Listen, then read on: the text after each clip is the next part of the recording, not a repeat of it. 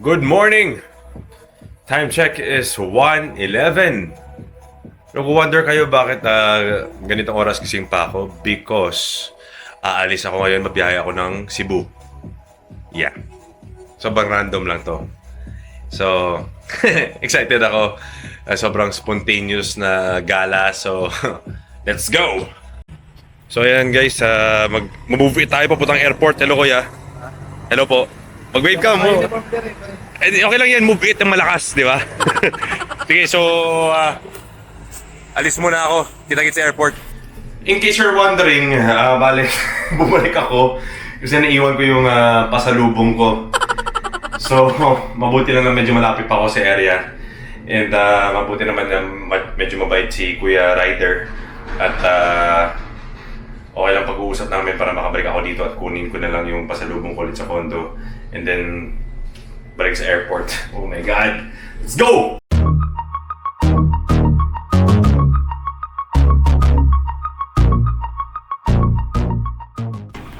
Ayan, nandito muna ako. Nag-settle down muna ako dito. Coffee muna saglit. Kasi nagutom ako actually guys. Nag-set up ako dyan. Medyo nahiya pa nga ako eh. So meron tayong din croissant na sausage and nagbumili ako ng coffee while waiting. Kain muna ako guys. See you later. Cebu. Ayan. Bagong kaibigan natin, no? Sheesh! Solid.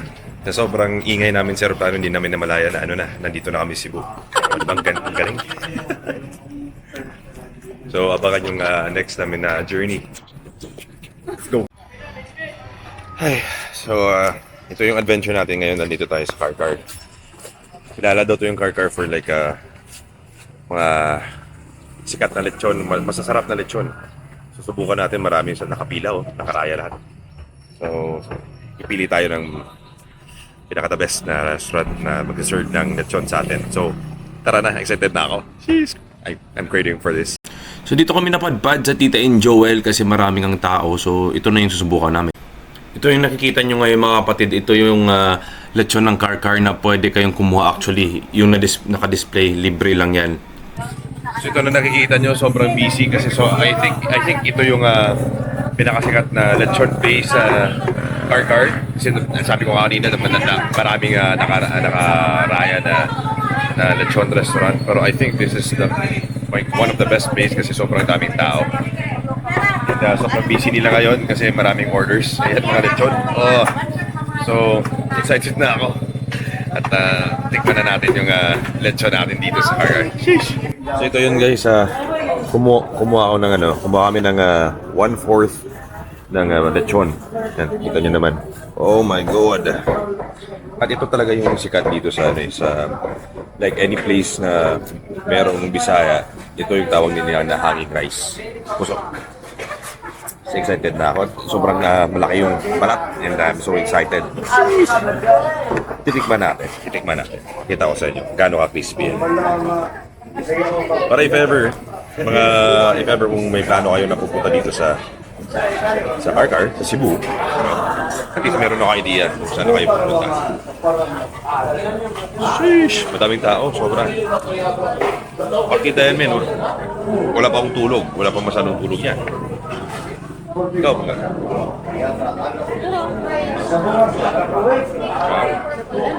Wow. Yan nga guys, oh my gosh.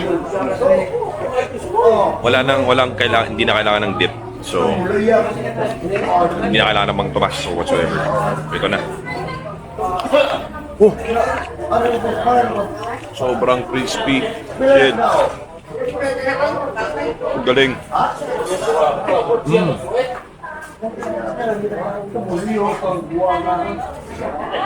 Guys, ang sarap. Sobrang sarap.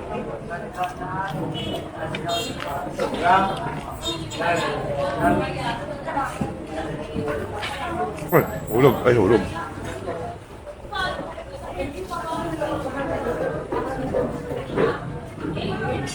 Tikman natin yung balat. Yung balat, hindi balat. Tapos yung balat, yung laman.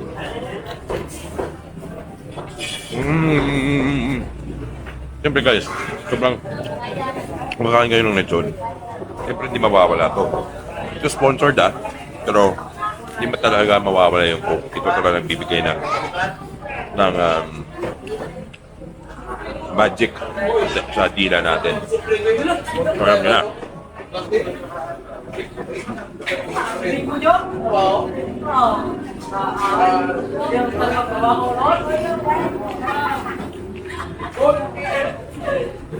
Sorry guys.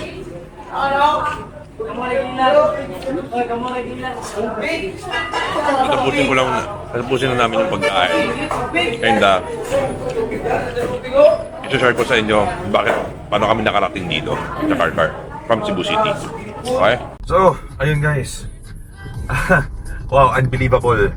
And sobrang unbelievable yung price. It's just 250 pesos. Dalawang hanging rice, dalawang Coke, and 1/4 na lechon. And then sobrang solid. Okay, ito na, sasabihin ko na. Bakit kami dumating dito sa Karkar?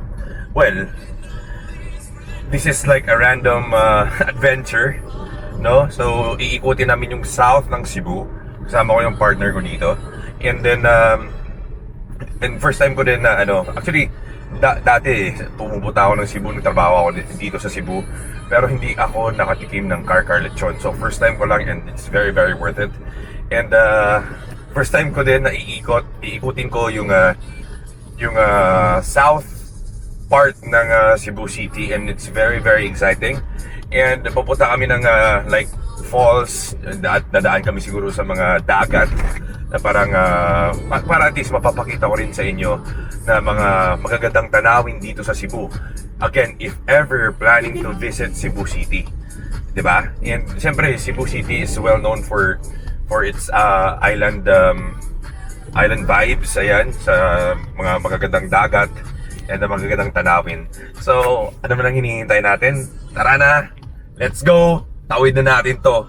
Sheesh! So, sobrang random na adventure namin ngayong araw na to.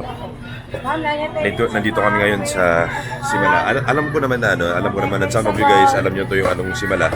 It's like a healing church dito sa Cebu. So, ito yung gusto ko talagang puntahan at ma-experience. At ngayon, sobrang haba-haba ng pila. Makikita nyo sa likod. Yun. Hanggang doon. So, mamaya medyo matagal-tagal pa yung lakad na to. So, hintay muna, sobrang init kasi. And hindi kami prepared. Hindi kami prepared. No? Ay, sorry na, nakita yung makeup. Nakita yung makeup. Hi.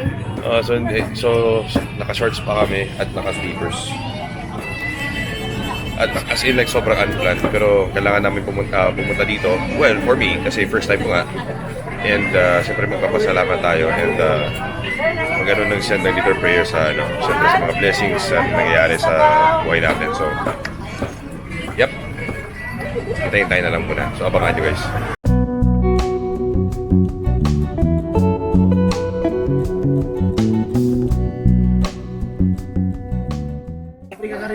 Grabe, sobrang ganda ng lugar.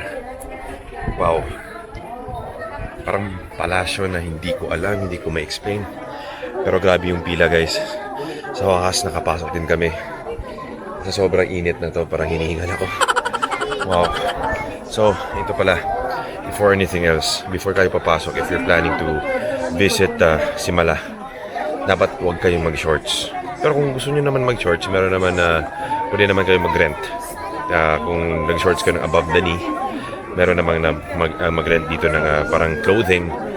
It's just 20 pesos I think. And maraming pwede ka mag-rent ng umbrella, whatsoever.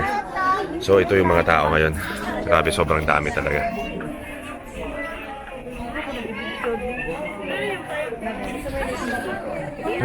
Grabe. Sobrang init. So, puputin niyo pa namin yung journey na to. And papakita ko pa sa inyo yung mga mga lugar dito na pwedeng puntahan sa ganitong malaking church sa Simala. So, abangan nyo.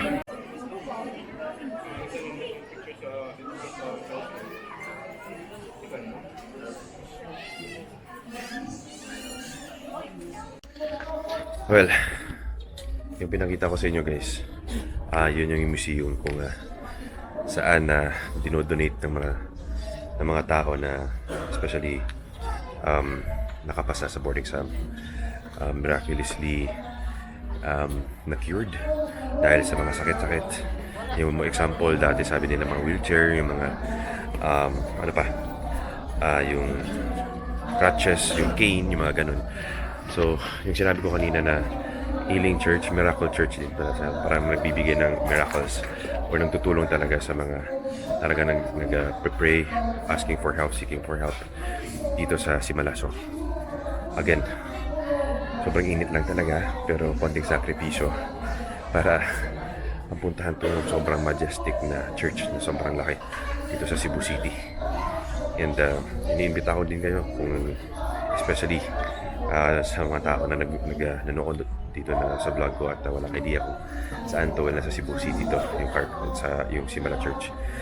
Wow, so magpe-pray muna kami and babalik na din kami kasi sobrang init kasi kailangan pa namin mag-continue sa aming journey. So, barang. So guys, nandito tayo sa Kawasan na falls ngayon. And first time ko pumunta dito. So, only sa tatlong stages pala to eh. So, 1, 2, 3. And stage hanggang stage 1 lang or level 1 lang kami kasi hindi naman kami mag-canyoneering. So, hanggang stage 1 lang. And then by the way, yung entrance fee pala, 200 per head. So, another adventure na naman. Another heat. So, saan pa punta? Saan ba? Dito? Hindi ko alam. Dito. Falls. Falls. Ayan. Ah. So, ito na nangyayari, parang jungle talaga siya, no? So, literally, medyo malayo siya from the entrance, And by the way, kung wala kayong kasama, wala kayong tour guide, merong 50 pesos na charge na locker, so okay naman. And then, stay ka lang ng 3 hours, mandatory din. Kita ka lang ng life jacket. Para if ever, kung ano mangyari sa'yo, lulutang ka lang. Diba?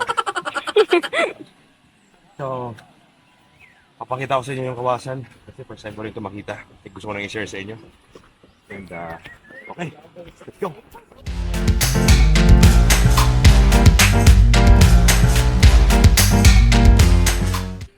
So ito nga, bagong araw naman, hindi ko nakuha yung nangyari dun sa Kawasan after traveling kasi nag-drive ako, sobrang busy. So ito yung last day ko ngayon sa Cebu City. Pero before ako mag-end ng araw ko dito sa Cebu. Oh. 'Di ba? Meron tayong pinaka malupit na chef dito sa Cebu, tawag dito is Salty, no? And galing yung story dito galing pang Leyte, maasim. Di ba? Salt and TEA. Salt City. Paano na city man? City. Ano? Saan ka pag yan? Pag ganyan mag-vlog siya. Okay. So Salt City. Salt City from the word Maasin City. From my hometown. From her home. Maasin City. Maasin City. Maasin kasi Salt City. Lahira dyan siya. So anyway guys, without further ado, ito yung Hindi mo mamigay po. Nabibig ka kanin. ito yung kapatid, ang twin sister ni Angelica Panginiban. Ay, partida! Partida walang makeup. So, guys, si Madam Pia po. Ayan. Ay. Sobra, ito yung chef ng Salt City. And ngayon nagprepare siya ng parang sa sa catering, 'di ba? Burgers, nakalatag lahat yung buns. Pagkatapos i-assemble na lang 'yan and ready to serve. Ganun kabilis, ganun tsaka ka-quick kasi pro na eh. 'Di ba? Pro? Ano Sprite mo sa'yo? Hindi kasi may ano ngayon? Sprite and yung gin. So kakain muna kami kapatid and medyo nagugutom din ako and hintayin na lang sa talagang sobrang last ever na video ko dito. Okay? Abangan nyo na lang. Let's go. ito siguro so far ang pinaka parang Rumble 5 na vlog. But then again, nag-enjoy ako. Nag-enjoy kami ng partner ko. Siya naman nagdala doon sa akin doon, no, sa Cebu. Yung paikot-ikot. And of course, sa friend ko na nagpatira sa akin sa bahay niya. Sa sobrang pagod kasi, you know what guys, ang tulog ko lang sa buong stay ko doon, I think 3 days yata ako, 6 hours in total.